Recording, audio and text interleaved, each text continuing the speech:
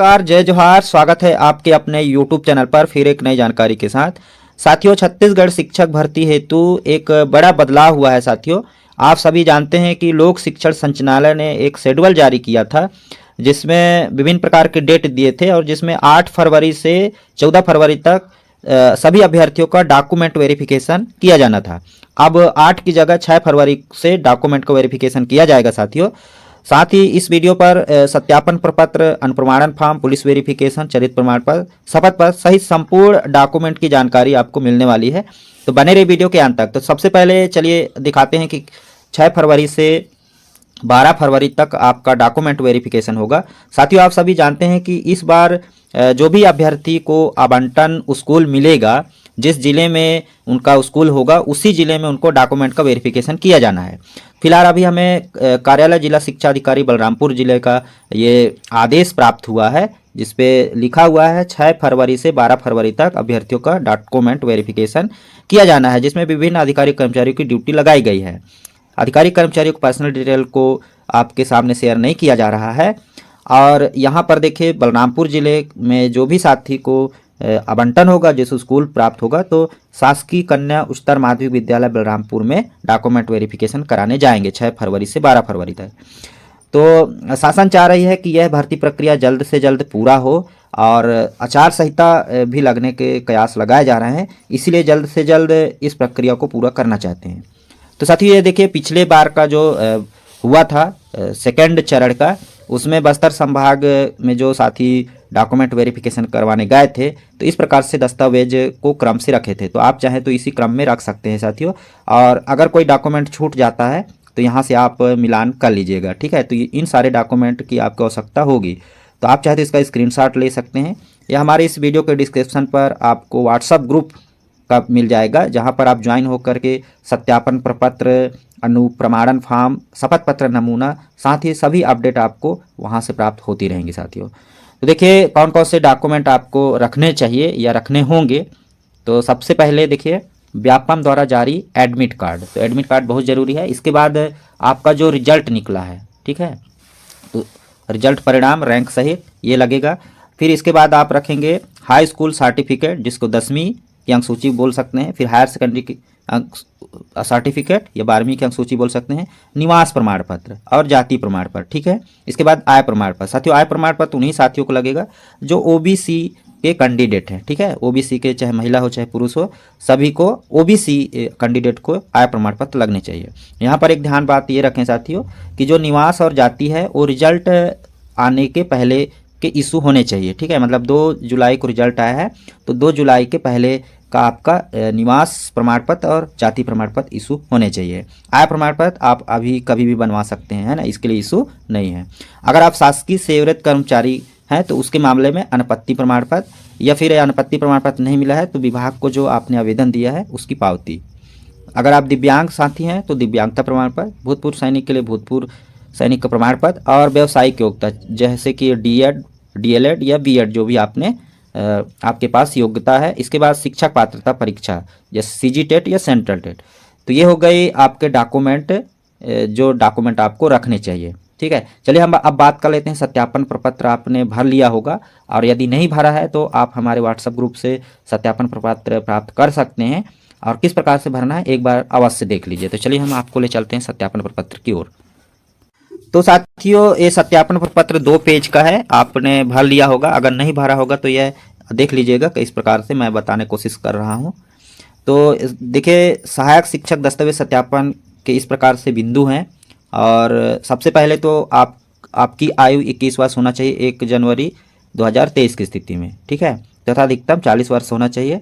और यदि आप अनुसूचित जाति या अनुसूचित जनजाति या पिछड़ा वर्ग श्रेणी में आते हैं या महिला अभ्यर्थी हैं तो अधिकतम आयु सीमा 45 वर्ष होगी, 5 वर्ष की आपको छूट मिलेगी। जन्म तिथि कक्षा 10वीं के अंक सूची के प्रमाण पत्र के आधार पर ली जाएगी, ठीक है। तो 1 जनवरी 2023 की स्थिति में आपको 21 वर्ष होना चाहिए। इसके बाद यहाँ पर दस्तावेज देखिए, कक्षा 10वीं की अंक सूची, कक्षा 12वीं की अंक सूची 45% अंकों के साथ, ठीक है। विशेष पिछड़ी जनजातियों को यह छूट है। डीएलएड, डीएड या उत्तीर्ण प्रमाण पत्र विशेष पिछड़ी जनजातियों के लिए ये भी छूट है। और टेट परीक्षा ये भी विशेष पिछड़ी जनजातियों के लिए छूट है। छत्तीसगढ़ का मूल निवास प्रमाण पत्र, अनुविभागीय अधिकारी द्वारा जारी जाति प्रमाण पत्र, इसको आप पढ़ लीजिएगा, ठीक है। तो इस प्रकार से देखिए ये डॉक्यूमेंट आपको रखना चाहिए। यहाँ पर एक महत्वपूर्ण चीज़ यहाँ पर देखिए साथियों, जैसा कि मैं बता ही रहा था कि व्यापम द्वारा शिक्षक भर्ती परीक्षा परिणाम दिनांक 2/7/2023 को जारी किया गया है, अतः अभ्यर्थी को समस्त दस्तावेज 2/7/2023 के पूर्व जारी होना चाहिए। निवास और जाति के लिए खासकर यह है साथियों, ठीक है। चलिए अब हम चलते हैं, आपको सीधा जो फॉर्म है सत्यापन प्रपत्र है किस प्रकार से भरना है। तो सबसे पहले आप यहाँ पर फोटो लगाएंगे और यहाँ पर सत्यापन तिथि भरेंगे, ठीक है।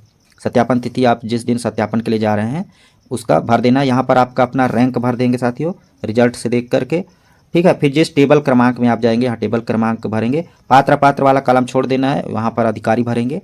इसके बाद यहाँ पर देखिए व्यापम परीक्षा का प्रवेश पत्र, ठीक है। तो यहाँ पर अपना रोल नंबर लिख दीजिएगा, फिर यहाँ पर आपका मेरिट लिखा जाएगा, फिर आपका अपना नाम हिंदी में लिखना है, फिर यहाँ पर अंग्रेजी में कैपिटल अक्षर में, आप समझते जाइएगा साथियों।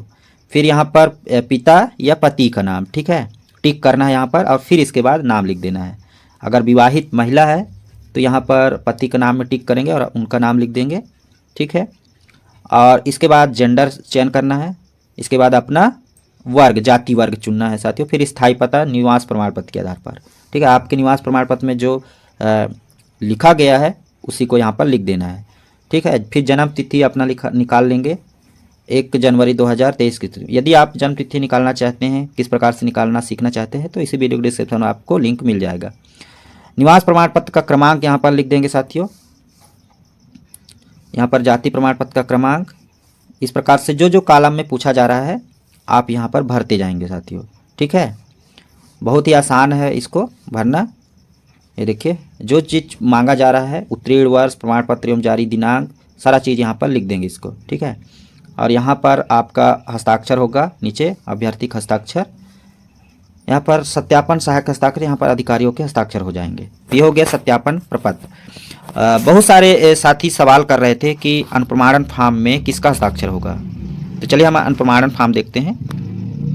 अनुप्रमाणन फॉर्म भी हमारे व्हाट्सएप ग्रुप में आपको मिल जाएगा, तो इसमें भी एक फ़ोटो लगाइएगा। हालांकि अनुप्रमाणन फॉर्म अभी नहीं मांगा जा रहा है, लेकिन आप बनवा के रख लीजिएगा, इसको भी भरना आसान है, कुछ नहीं है। इसमें नाम भरना है, वर्तमान पता, घर का पता, ठीक है, निवास का पूरा पता, इस तरीके से सारा चीज़ भर देना है साथियों, ठीक है। जो जो चीज़ें यहाँ पर कॉलम में पूछा जा रहा है उसको यहाँ पर भर देना है। और आप चाहे तो मिडिल स्कूल के प्रधान पाठक से सिग्नेचर करवा सकते हैं, या हायर सेकेंडरी या हाई स्कूल के प्रधान पाठक से, ठीक है। तो इस प्रकार से आप देखिए यहाँ पर दिया गया है किन किन अधिकारियों से आप चाहें तो साइन करवा सकते हैं, ठीक है। तो ज़्यादा आपके लिए बेटर रहेगा शैक्षणिक संस्थाओं के प्रधानाचार्य से, ठीक है। तो यहाँ से आप करवा लीजिएगा। बहुत सारे साथी शपथ पत्र के लिए बोल रहे थे कि शपथ पत्र किस प्रकार से बनवाएंगे, तो चलिए हम शपथ पत्र पर ले चलते हैं, उसका नमूना आपको दिखाते हैं। तो देखिए साथियों शपथ पत्र इस प्रकार से बनेगा। अगर आपके शपथ पत्र में कोई डॉक्यूमेंट में आपकी त्रुटि हो जाती है, जैसे नाम स्पेलिंग को लेकर के या सरनेम को लेकर के, तो आप शपथ पत्र बनवा सकते हैं। आप कोर्ट में चले जाइएगा या तहसील ऑफिस में, जहाँ पर भी अर्जी रमेश जो होते हैं वकील होते हैं, वो शपथ पत्र आपका बना देंगे, ठीक है। कोई भी त्रुटि हो जाता है या डिसमैच हो जाता है तो आप निष्फिक्र रहिए। अब यहाँ पर आप देख लीजिए ये ज्वाइनिंग के समय आपको ये शपथ पत्र लगेंगे और डॉक्यूमेंट वेरिफिकेशन के समय। तो यहाँ पर लिखा है देखिए मैं, यहाँ पर नाम हो जाएगा, फिर आपकी आयु, वर्ष, पिता का नाम, जाति, निवास, ग्राम जहाँ पर भी हैं, जिला, विकासखंड सहित का निवासी हूँ। निम्नलिखित कथन शपथ पूर्वक करता हूँ कि मैं शपथ पूर्वक कथन करता हूँ कि मेरी नियुक्ति शिक्षक पद के लिए संभाग सरगुजा या जो भी संभाग में हुआ है, विकासखंड का नाम लिखना है, शाला का नाम लिखना है, और मेरे द्वारा प्रस्तुत समस्त दस्तावेज सही एवं सत्य हैं तथा वे सभी दस्तावेज सक्षम अधिकारी के द्वारा जारी किए गए हैं। यदि जांच एवं सत्यापन के दौरान इसमें किसी प्रकार से कोई त्रुटि पाई जाती है तो मेरी नियुक्ति निरस्त की जा सकेगी और मेरे विरुद्ध दंडात्मक कार्रवाई की जाएगी। इस प्रकार से आप शपथ पत्र बनवा लेंगे, ठीक है। देखिए इस प्रकार से आप शपथ पत्र बनवा सकते हैं बहुत ही आसानी से।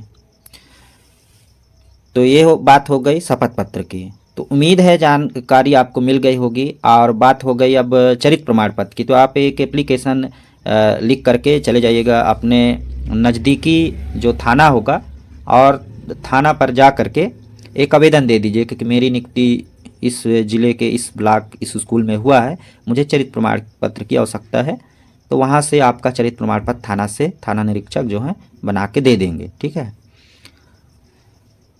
अगले वीडियो पर हम आपको बताएंगे कि ज्वाइनिंग लेटर किस प्रकार से लिखना है और मेडिकल प्रमाण पत्र कौन से ज़िला में किस दिन मिलता है। संपूर्ण जानकारी हम अगले वीडियो पर लेकर के आएंगे। तो बने रहिए हमारे चैनल पर, मिलते हैं फिर इसी तरह का जानकारी के साथ। तब तक ले जय जोहार।